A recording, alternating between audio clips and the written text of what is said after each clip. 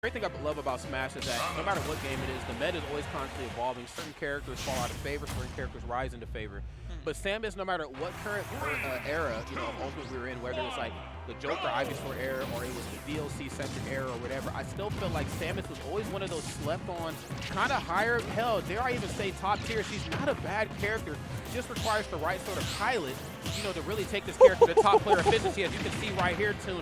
Totally living up to my statement as well. Now, of course, this is only one very key aspect of the Samus matchup. Early on, Samus was like the craziest character in the world, but it's what happens when the match starts to trail on, when it's time to take stocks, that really separates the good Samuses from the phenomenal ones here. Now, unfortunately, that lead that they had, unfortunately, went the way of the dinosaurs right now, but we'll see what, they can do to maybe bring themselves out of this sticky situation. Double forward in for your troubles. I'm stalling out with the bomb, homie.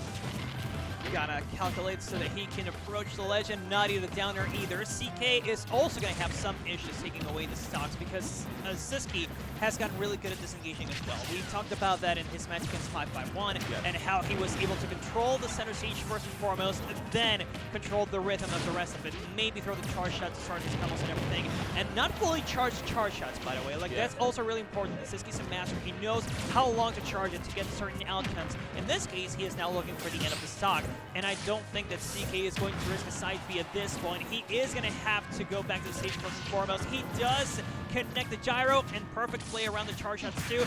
Nobody takes a shot yet, but the dash attack. Frame 8, bro. I mean, it ain't the fastest move in the world, but damn it, it's far from the slowest one. Great stuff right there on Sisqui to have. I'm loving what I'm seeing here, but an immediate answer back right here from CK. Samus, of course, we know historically this is a character you do not want to give the lead to, especially if you are another character that zones a bit kind of like how she does. Samus, she zones and probably just a little bit better than Rob, okay? But physically, the game belongs to Rob, and as you can see right now, CK really doing her damage to break that zone. Double forwarder, can I get a triple? Okay, not quite. Sisqui, of course, want to go ahead and use Zare to get back to the ledge. Okay, and this is exactly what I love to see. Okay, I might not be blessed with the tools that Rob is up close and personal, but like we talked about before, knowing how to charge and how long to charge neutral special. Go for the mix-up. First hit right there, forward air for rank 6, clean. Especially becoming a wall, and it seems that Fair in particular is going to be a big option here.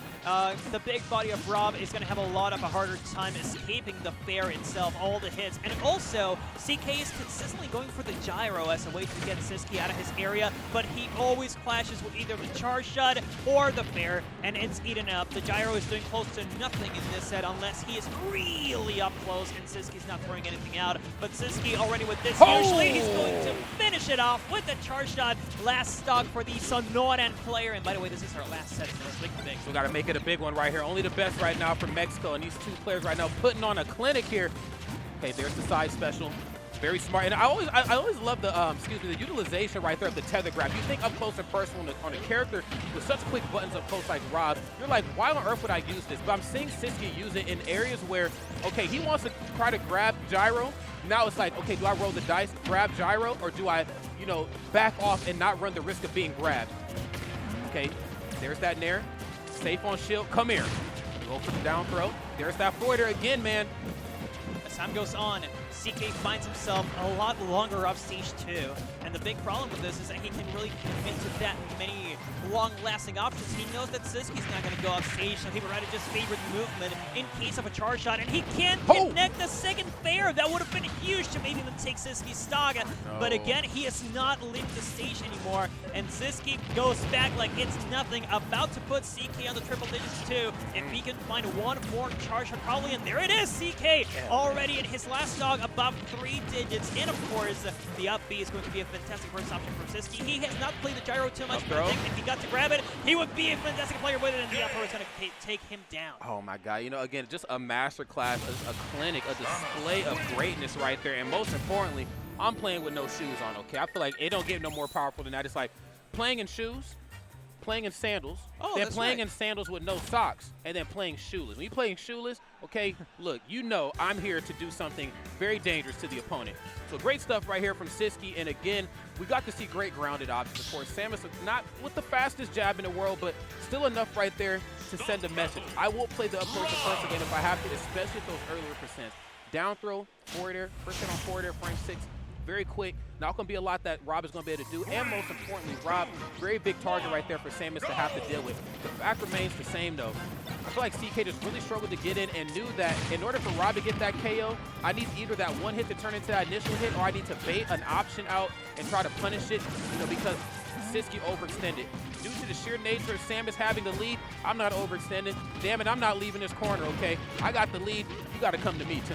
That is the other thing. Sisqui never went for an edge guard really deep off stage. Like maybe tops he jumped up and threw a charge shot, but then went right back. Now the problem here for him is that the bomb stall is not going to help him a lot. He loses the first stock, can't quite get to the tether either. And that, everybody, is the first big lead for CK. So he's going to enjoy this for quite some time now. The Kalos is going, the Kalos distribution is going to give him such a huge space to run through, and also react accordingly to the charge shot, especially, which again being such a big part of Sisqi's game plan, they really do need to connect, and he's going to whip a couple already, dude! My God, there's the up tilt, but I love that, using the bombs right there to bust up the fun. And again, it kind of goes back to what I talked about before. Needed that one hit to turn into that initial hit for the KO. Sisqui, of course, very well aware of that, knowing I'll take an up tilt as long as the second hit that comes after that does not land, which is usually the up air. Another back air for your troubles. Okay, and again, the real estate, the size of Kalos really starting to get to both of the opponents right now. Both sides not knowing, should I play the long game or should I just try to reach out and touch somebody? You can see on that another forwarder. Play quick option right there. And Samus' aerial toolkit would like to see a little bit more of Nair come out, I feel like.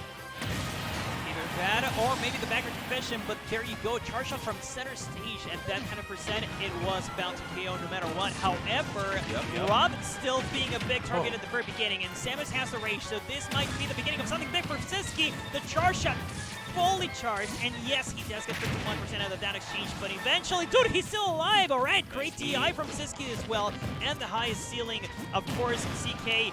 I don't think he's going to start feeling the desperation. He knows his options to kill, but the fact that he does not take Sisqui down just yet means that every extra credit he might get is going to be such a huge effect. CK can land the spike. Okay, there's the down air again. I mean, we've seen this earlier when they played on stream, the importance of being fearless up close with Samus, knowing that, you know, your up close and personal options, not the fastest ones in the world, but utilizing something like Dare into a mix-up to your advantage, I feel like it's just something that, again, separates Sisqui from the rest. But one thing I cannot ignore is this command and lead right now that CK has. Nice, less is most certainly more. Gyro right there is sending Sisqui out into the left side of the screen. Has the lead here. Let's see what this lead is going to turn into. Can they milk it? There's the up tilt, boom, up air. Can I get another, okay? Overextended a little bit too much, but double down tilt. What's up? Neutral finally finding its action plays as well. And one thing I do respect from CK is that he finally found good use for the gyro. In this case, closing out stocks when Sisqi's about to hug the ledge, not a ton to use in the clear in that occasion. And now CK loses his second stock too. So he's starting to recognize different phases of the game plan here. However, he had a huge lead at first. Now he's going to kiss a goodbye. Sisqui is officially in the lead for a few seconds and trading hits now. And of course, with the bomb in play, I don't think there's gonna be much. He shadows to the spreadsheets real quick. Okay, yeah, that threw me off for a second. Sorry, y'all got a peek of the script right there. You got to see how it's all supposed to unfold. But yes, both you two right here just rewriting the script. There's that back here, get off of that top platform, and I gotta give it to him. Forward air utilization has been so good from Sisqui. That, and of course, the ability to know it's time to go for a charge shot versus time to go for slightly uncharged one too. You know, slightly uncharged to almost charged, I believe that is like minus whatever on shield to, I want to say, slightly uncharged charge shot from Samus is a little plus on block. One of the few moves in the game that actually are plus on shield.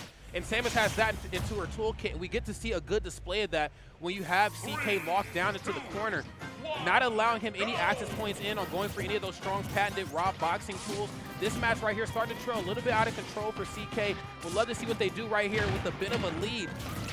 Sisqui, of course, not giving it to him. Especially going back into the same stage. And one more thing about the charge shot. The truly great Samuses know the timing to not go for the full charged animation, but also get the fully charged charge shot. You don't need to see Samus blinking to get all all the damage at her disposal, and also helps you throw it out faster. Now CK though, he is a little bit overextending here, and yes, it is going to cost him a lot. Sisqui is now being a lot more eager to go off stage as well and trying to get those extensions like he just did with the up air. So the conditioning is much better, and here comes the up tilt, one of the options that we have not seen too much in this matchup, but we did see in the first one against Mac and Meta Knight, and it's back to play, baby. However, Sisqi's damage getting real big. I'll be honest, man, that up tilt game right here on Samus, due to her floating nature, due to how dangerous up tilt up air is, that was looking like a mini game or a game from, you know, the Rob Famicom era right there. I'm going to keep it real, man.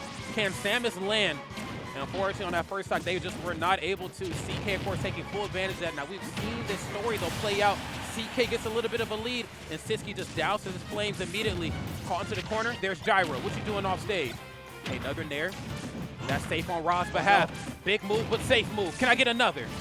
I'm not going to say that I'm afraid of CK losing the gasoline, but I did see that happen today to another Rock lane, so it's definitely a possibility, especially when Sisqui is getting eager to play off stage. A downer spike might just come through. However, CK getting the bury, can't quite find the stuck yet with the up here, but Sisqui is now in the triple digits, and he's trying to slowly climb his way back, getting the reads on. Oh my God. Misses the down air, but he is still exerting the pressure, Man, and the bro. fair, it's always the forward air. Bro, Tune, I'm so glad you brought that up. It is most certainly always the fair. I feel like it's just the battle of two great characters who have strong aerials that open up the door for more damage, but it's just, again, due to nature of Samus' toolkit, forward air a lot faster, maybe not as safe as Rob Nair being -4, but definitely a lot faster, and that right there, of course, coming out right here and paying off in dividends on Sisqi's behalf, but down there in the corner, CK back with another lead. Let's see if they can just play a little bit more defensively sound to hold on to it and maybe milk it a bit better.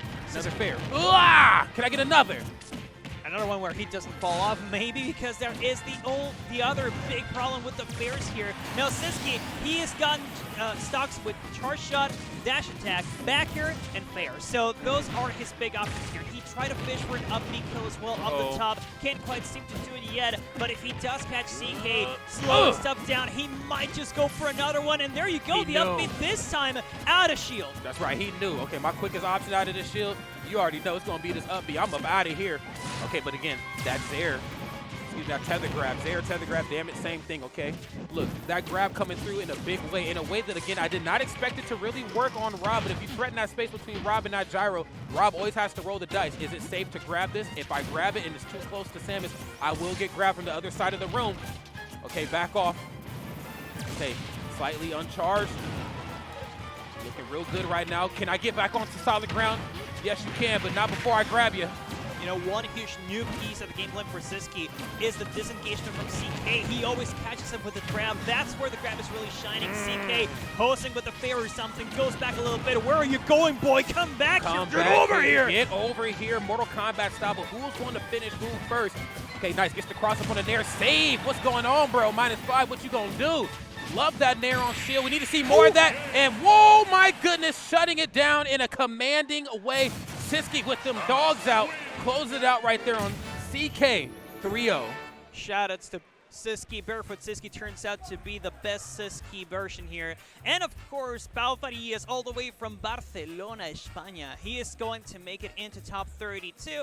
Shoutouts to the European viewers, if there are any here in chat, by the way. Like, they always come through. They came through in Smash Factor 2 when we were ending things super late, but here they are supporting their brethren. And as you guys know, those were all the qualifiers for top 32. We now have a secured bracket for tomorrow, including all the heavy hitters and some surprises here and there, including people like Hazard, who made it through, not seeded to be in winner's side, and Manny, one of the best Steve players, and not the best Steve player in Mexico, who is now there in top 32 winner's side. But Mr. Ricardo Montalban, that's it from us for today. Yes, it is. And again, I just want to give a big shout out, of course, to the entire community over here in Mazatlan. I mean, a great time I'm having. 11 out of 10 experiences, great food, great scenery.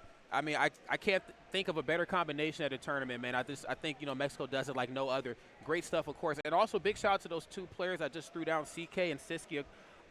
You know, again, every time I think I know Samus, every time I think I know how great this character is, Sisqui just kind of puts the